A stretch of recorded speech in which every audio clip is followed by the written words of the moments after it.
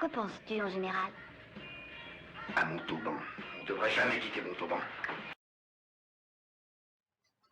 Bonjour à tous, je me présente, Frédéric Berton. Je suis moniteur du club école ATG, les Ailes du Tarn-et-Garonne.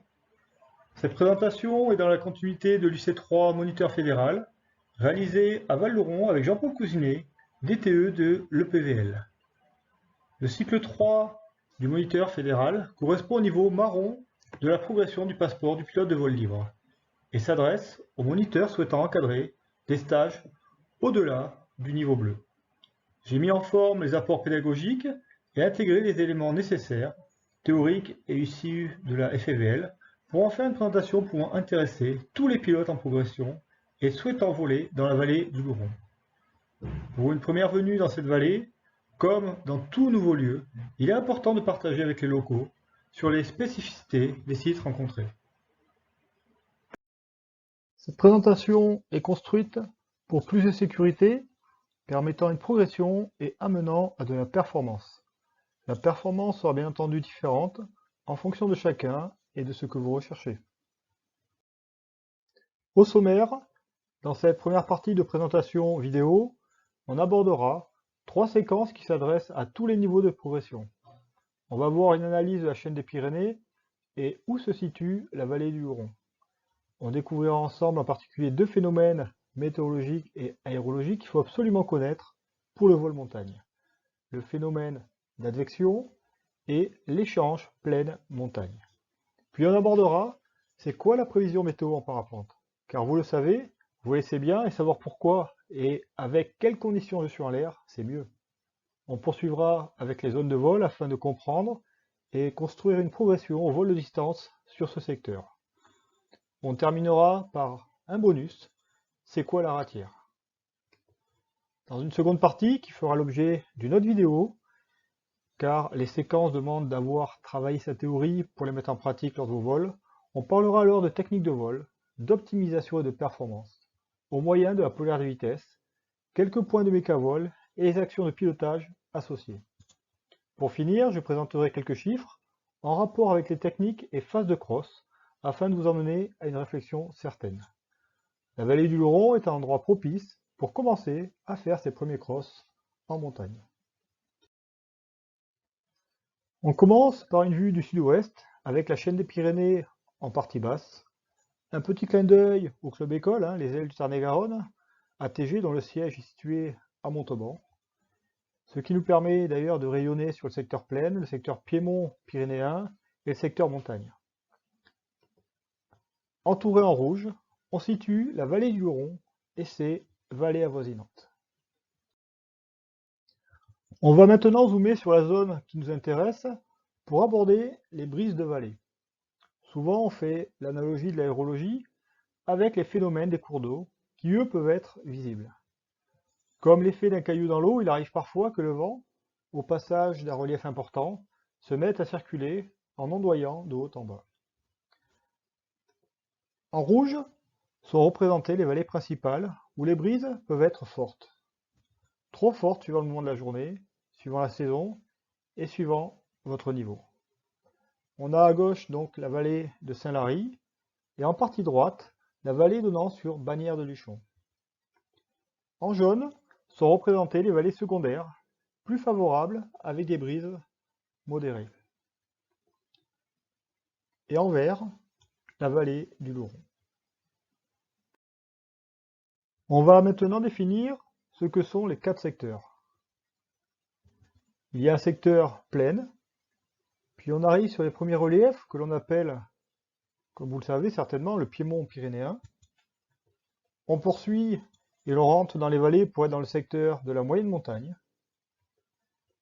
Et le dernier secteur est celui de la haute montagne, que l'on retrouvera à partir de Estos, concernant la vallée du Louron. Ce qu'il faut retenir, c'est qu'il y a de grosses variations de plafond liées à ces 4 secteurs. Les conditions météo sont aussi différentes en fonction du secteur concerné. Et point important, en haute montagne, il n'y a pas de brise de vallée. Ça ne fonctionne pas sur ce régime-là, sur ce principe-là.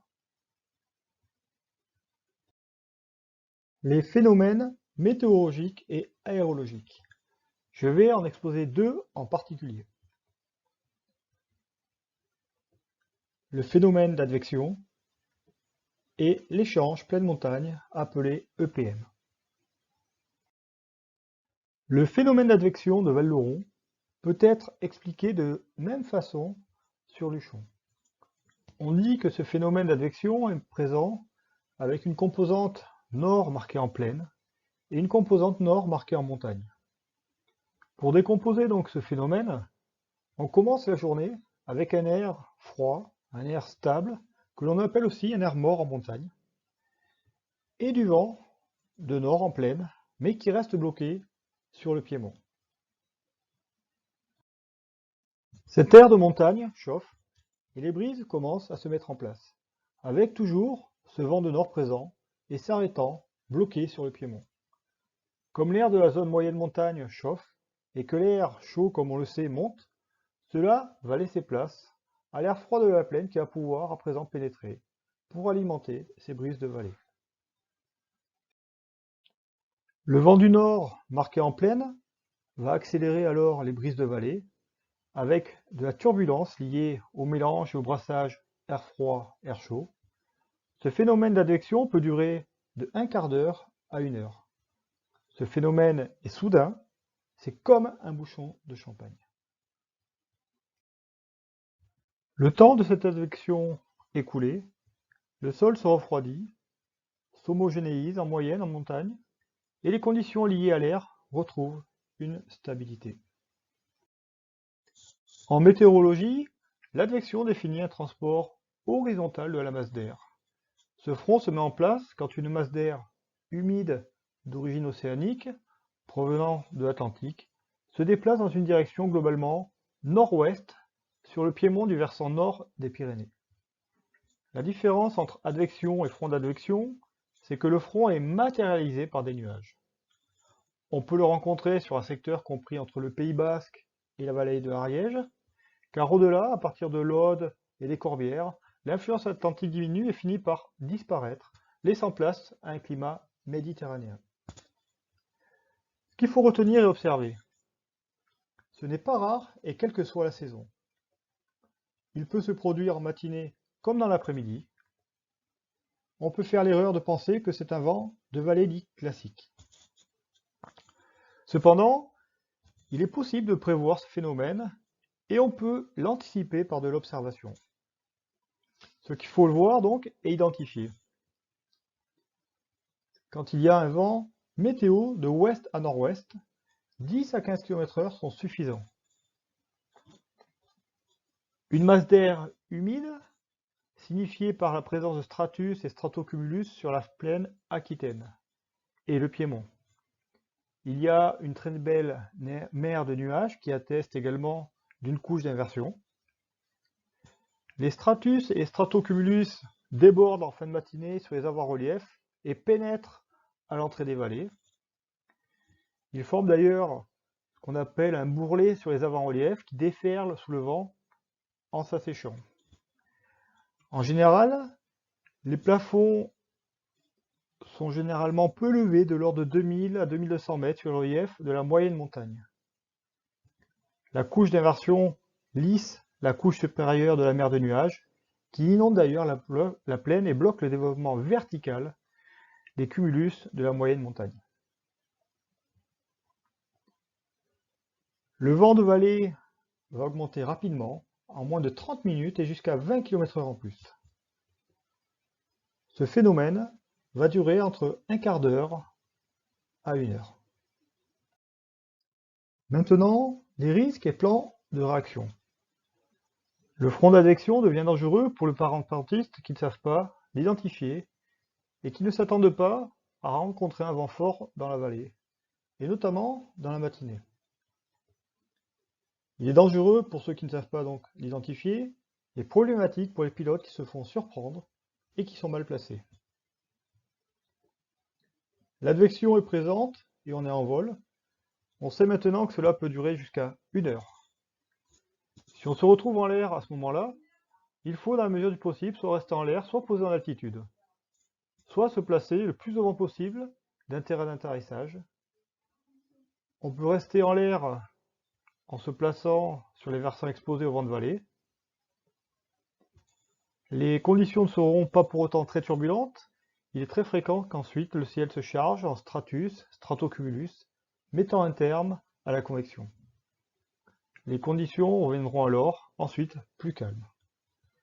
Les gros problèmes arrivent lorsque les pilotes se font surprendre, se retrouvent mal placés dans la vallée et par rapport à une zone d'atterrissage. Coincés, scotchés dans la vallée, ils s'exposent en volant accéléré, dans une aérologie qui devient turbulente, notamment près du sol à cause des obstacles environnants tels que les maisons, les arbres, les reliefs. L'échange pleine montagne, appelé également EPM. Avant toute chose, voici une vue différente des Pyrénées. La chaîne des Pyrénées est issue de la rencontre de la plaque ibérique avec le continent européen. La confrontation a légèrement plissé la croûte terrestre et érigé une ligne de montagne de l'Atlantique à la Méditerranée sur un axe nord-ouest-sud-est. Une des caractéristiques du massif est de présenter deux faces, une nord et une sud, assez différentes. Le versant nord est plutôt redressé. Cela veut dire que la distance depuis le piémont jusqu'aux crêtes les plus hautes est assez courte. On dit qu'il y a environ 20 km. Le versant sud, tant qu'à lui, s'étire assez loin des sommets frontaliers. On compte environ 40 km. De plus, tout le versant sud présente une altitude moyenne assez élevée.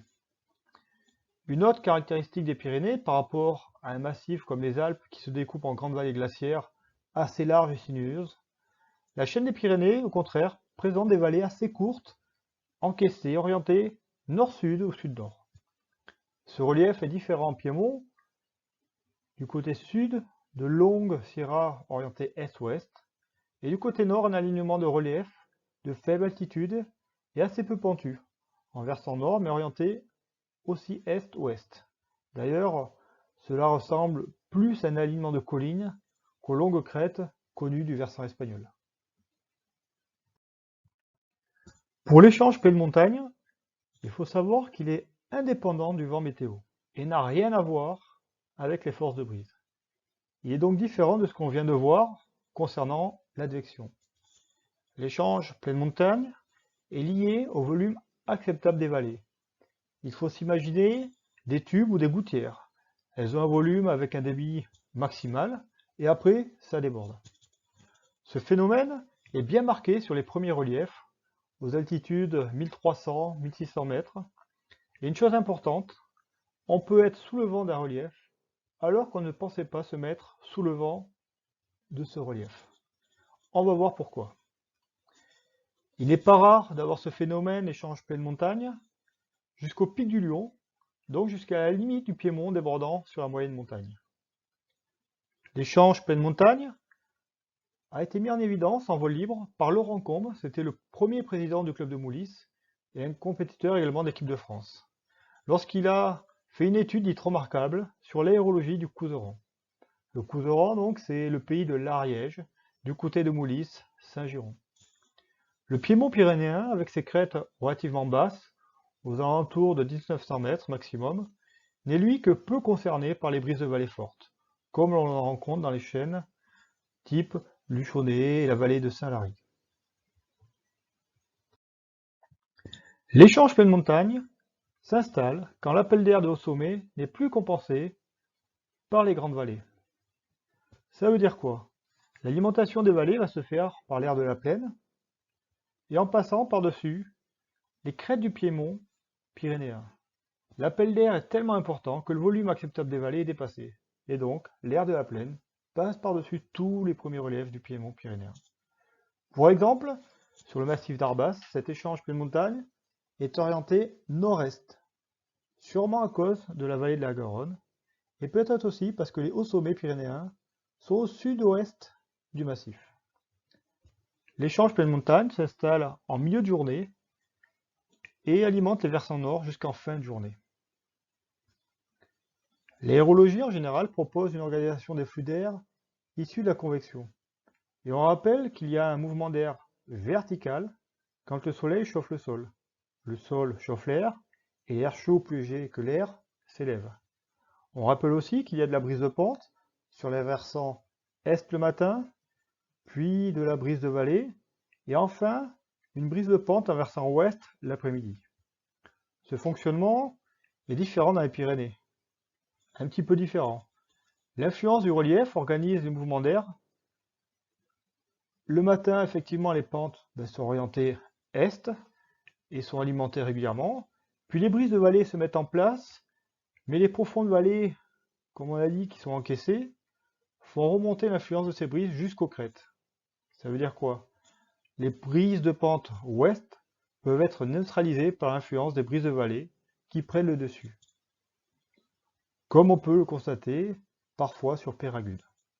Les versants sud, eux, sont généreux en thermique et créent un gros déficit en fond de vallée. L'étroitesse, la faible longueur de nos vallées pyrénéennes font que le volume d'air disponible est vite insuffisant. Il faut donc aller puiser de l'air frais un peu plus loin, dans la plaine. Il se crée alors un échange général entre la plaine et le relief. C'est ce qu'on appelle l'échange plaine-montagne. Cet échange est un mouvement de grande ampleur qui met donc du temps à se mettre en place et, par effet d'inertie, qui mettra aussi du temps à s'arrêter. Du coup, ce mouvement perturbe l'établissement des brises de pente ouest.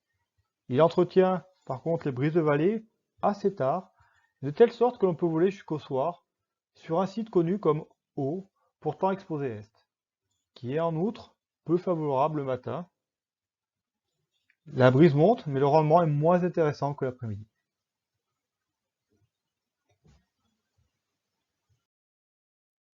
Ce phénomène est représenté maintenant schématiquement par les deux cas suivants. Le premier est vrai en l'absence de couche d'inversion. Les brises de pente et de vallée sont puissantes pour coiffer, comme on l'a vu, les reliefs du piémont pyrénéen. On voit alors qu'il y a des reliefs nord en dynamique et des reliefs du piémont sud sous le vent, alors qu'on aurait pu penser être au vent, car c'est un versant sud alimenté en thermique. Cet air plus froid venant à la rencontre de l'air chaud des thermiques se fait avec du cisaillement important, et d'autant plus important en fonction de la caractéristique de la masse d'air, en termes de température et d'humidité. Avec une couche par contre d'inversion basse et marquée, l'écoulement des brises de l'échange plaine-montagne contourne les reliefs et alimente l'activité thermique des faces sud. Et brise des faces sud étant renforcée, cela peut créer des courants rabattant sur les versants opposés orientés nord. Alors là par contre que l'on pensait être au vent, voire en dynamique. Qu'est-ce qu'il faut retenir et observer pour l'échange plaine-montagne? Lorsque les brises de vallée sont en place, elles influencent l'aérologie générale du massif. L'échange plaine-montagne vient orienter le flux et renforcer les brises d'environ 10 km/h. Il faut en tenir compte non seulement pour le choix du décollage, mais aussi et surtout lorsqu'on entreprend des vols de distance, et cela tout au long de la journée. En été, l'échange plaine-montagne vient plutôt du nord-nord-ouest. Il pousse donc les brises dans les grandes vallées qui les rendent assez toniques. En fonction des vallées des Pyrénées, il a été observé aussi un vent plutôt nord-nord-ouest. Donc pour cela, il faudra bien se renseigner en fonction du lieu où l'on se situe. Dernière chose, l'influence de l'échange plaine-montagne est plus sensible en piémont.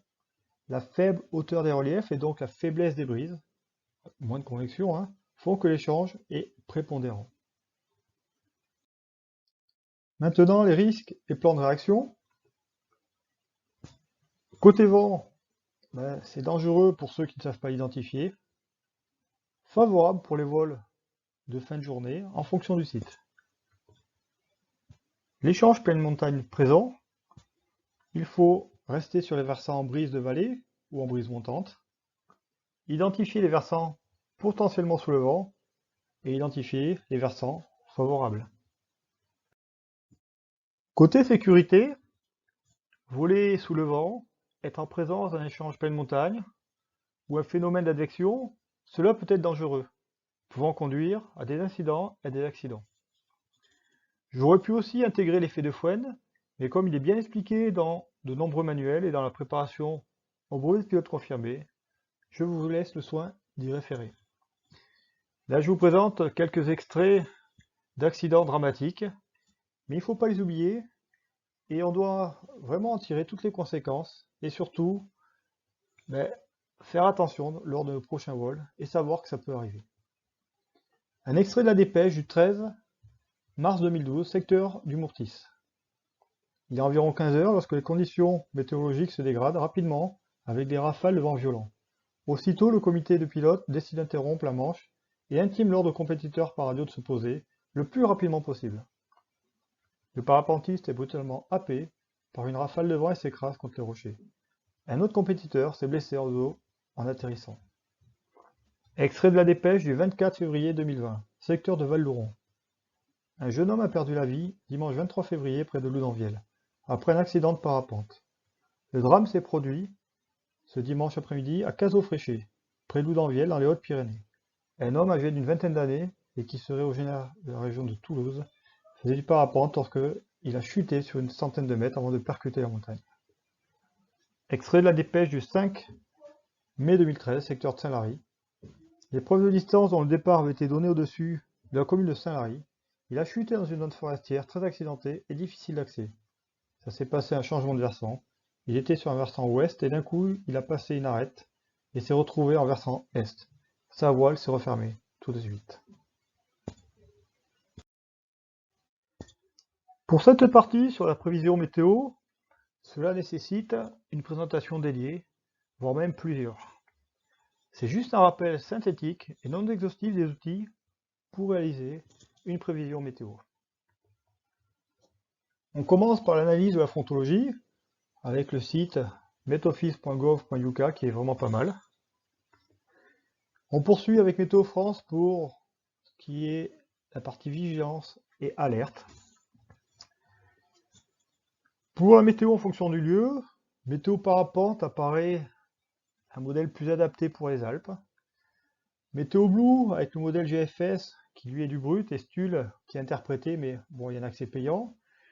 Il y a également Météo Ciel. Et plein champ pour la plaine qui semble plus adapté. Voilà, mais comme vous le savez, on confrontera plusieurs météos et on fera donc sa prévision en fonction de tous ces éléments. Concernant la lecture des magrammes, il y a ready.noaa.gov qui est pas mal, et l'application Android Scuti qui est vraiment à connaître pour les hémagrammes en différents lieux. Pour le signe météo, il y a le site de François Hersen que j'ai mis, qui est plutôt intéressant, qui présente plusieurs cartes, et vous verrez avec d'ailleurs des délais de 6 heures à plus, qui est vraiment intéressant et très synthétique également. Depuis que je suis moniteur et DTE du club ATG, j'ai mis en place ce tableau d'analyse météorologique et aérologique. Ce tableau emprunté lors de ma formation moniteur à Saint-Hilaire-du-Touvet et enrichi par quelques éléments mineurs est utilisé dès le début de la progression. L'analyse que vous faites progresse tout au long de votre formation de pilote, tout comme les éléments que vous pourrez renseigner en fonction des différents items et de vos critères. Pour le vent, plaine ou montagne, les critères seront encore différents. Comment est le vent en basse couche et le vent au-dessus? Le vent de la couche supérieure peut-il rentrer en basse couche?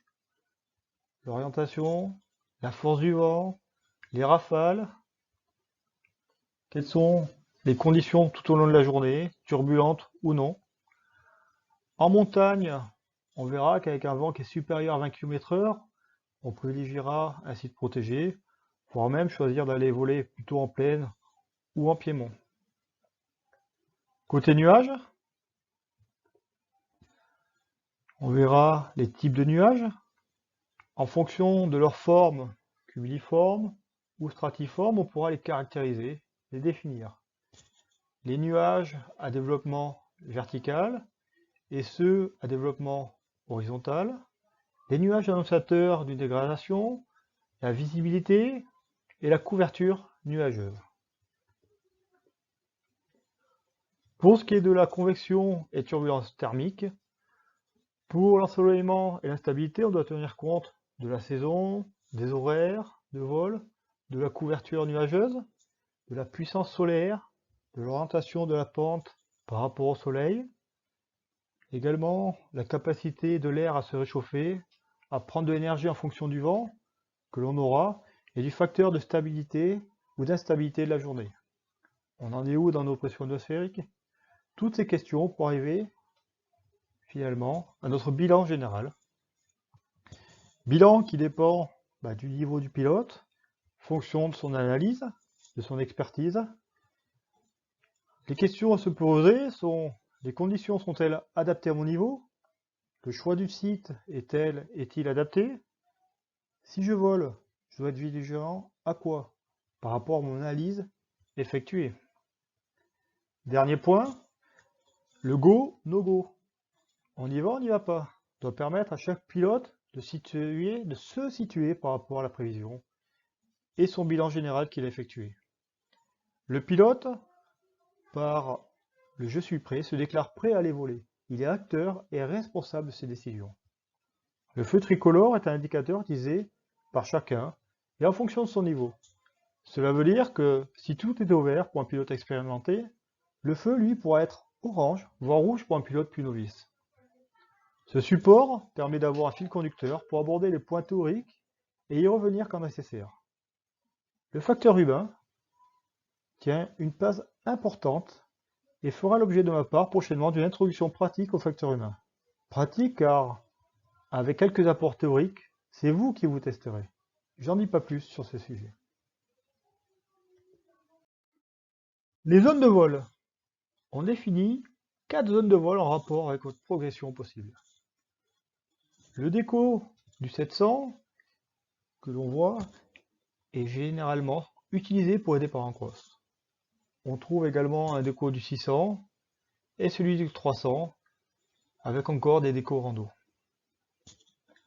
Attention, la zone de Saint-Lary est déconseillée pour un début de progression en vol de performance. La brise de Saint-Lary peut être très forte. Et le massif, un peu plus loin de l'Arbizon, a des faces exposées sud, quant à elles puissantes. D'autre part, les retours de la vallée de Saint-Lary sur la vallée du Louron, en fonction du plafond du jour, n'est pas des plus évidents. La zone 1 est exposée versant est, permettant un départ fin de matinée. La zone 2 est exposée versant ouest et favorable milieu de journée quand le soleil aura commencé à basculer sur ses faces. La zone 3 regroupe la zone 1 et 2, offrant ce qu'on appelle le tour de vallée. La zone 4 s'étend sur la vallée d'eau, agrandissant encore les possibilités de vol. On a le déco du 700, le déco du 600, le déco du 300 et la zone de posée au bord du lac de Loudanvielle et de Génos. Au départ du 700, on a de suite la zone favorable à la sortie. Côté sécurité, on évitera de prendre le premier thermique sorti déco, parfois sous le vent et accidentogène. Les possibilités sont alors variées et seront à définir en fonction des conditions du jour. Aujourd'hui, on part au nord et juste au-dessus du lac d'Avajan. Il y a le col du Plat avec une face exposée sud permettant de se refaire avant d'amorcer le retour. Par la suite, on peut aller au-dessus de la station de Val-Louron, puis faire retour et choisir d'aller poser. À partir donc de cette zone 1, on pourra aussi évoluer vers la zone 2.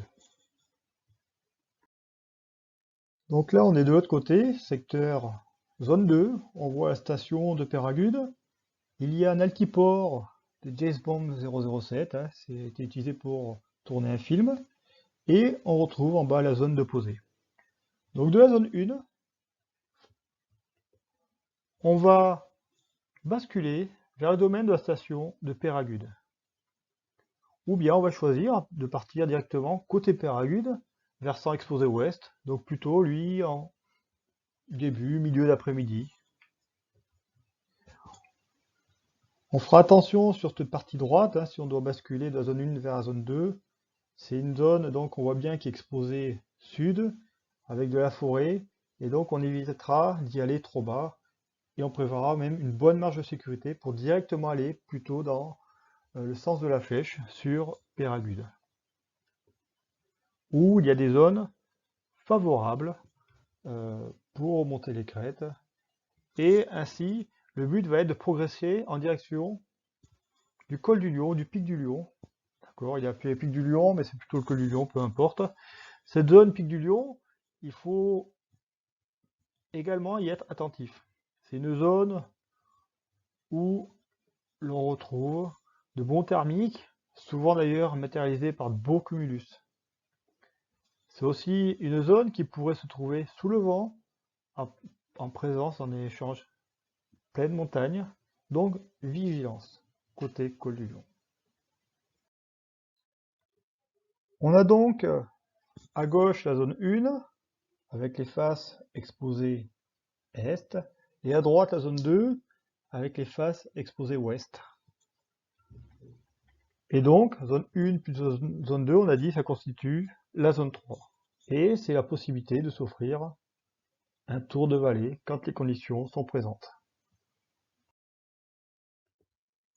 Comme on vient de voir, la zone 1 et la zone 2 constituent la zone 3.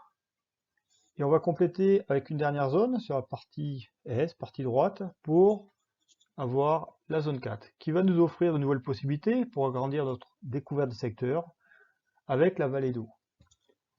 La vallée d'eau, ou également sur le secteur haut, on retrouve des décos, un latéraux à découvrir permettant de se vacher, une reconnaissance au préalable et même quelques vols permettent de s'accoutumer d'ailleurs à cette vallée. Attention tout de même, si une composante vent de sud est annoncée, latéraux de haut sera exposé en premier par phénomène de contournement lié à la configuration de cette vallée et les reliefs de la haute montagne. On retrouve la moraine de Garin qui sert de pente-école et d'atterreau également pour les crosseurs. Notre dernier point, le petit bonus, c'est quoi la ratière? J'étais curieux de connaître le pourquoi on appelait cette zone la ratière. Cette zone, c'est une zone qui a un peu derrière le déco de 700, et donc je vous fais partager l'explication qui m'a été donnée. La zone orange correspond à une zone ouverte où l'on peut tenir en soiring, en particulier quand on revient de la zone de Saint-Lary et de l'Arbizon. Mais on ne prend jamais assez de hauteur pour rebasculer directement sur la vallée du Luron. La ratière, qui porte bien son surnom, est une zone pas accueillante, car fermée et boisée. Pourtant, c'est en passant par là que l'on peut se refaire et ainsi rejoindre la vallée du Luron. Je vous rappelle, hein, à chacun son engagement, vous seul êtes responsable de vos décisions en vol. Voilà, ainsi s'achève cette première partie. Je vous remercie, au revoir et à très bientôt.